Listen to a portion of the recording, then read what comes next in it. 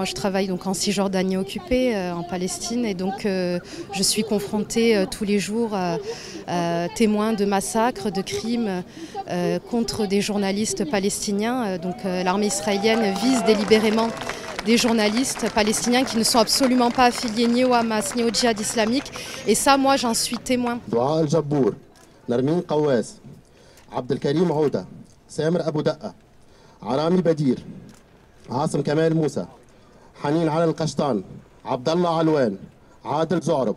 Moi, j'ai beaucoup travaillé à Gaza, que je connais la qualité de leur travail, que ce sont pour certains des amis, et que c'est la moindre des choses.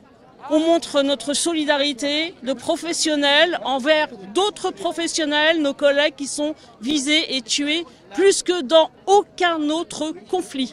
Et que le silence autour de cette histoire, de nos autorités et pour partie de notre profession est absolument insupportable.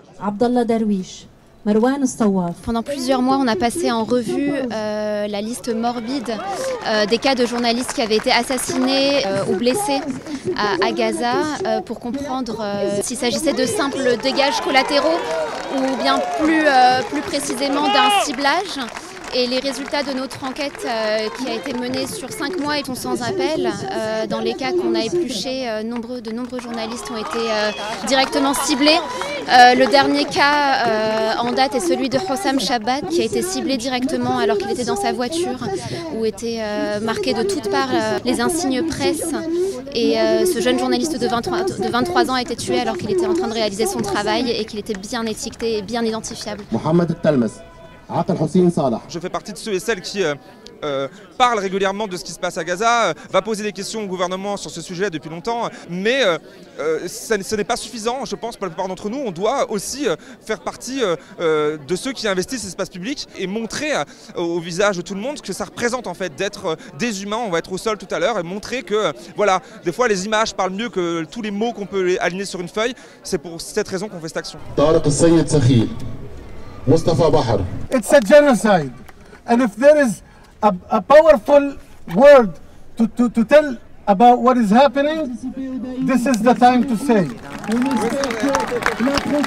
Je crois aussi que la difficulté à faire entendre la cause des journalistes palestiniens, c'est la preuve que le poison insidieux des forces armées israéliennes s'est introduit parfois jusque dans notre propre récit. Depuis 10 ans que je travaille à Reporters sans frontières, c'est la première fois qu'on me demande si le journaliste est vraiment un journaliste quand il est mort. Ça n'était jamais arrivé. Jamais.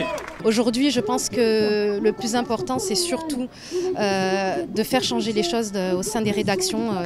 Premièrement, employer les bons termes, employer les bons mots, ne plus avoir peur de dire les termes, parce qu'aujourd'hui, il en va aussi de notre crédibilité en tant que journaliste. Donc il faut assumer ce métier.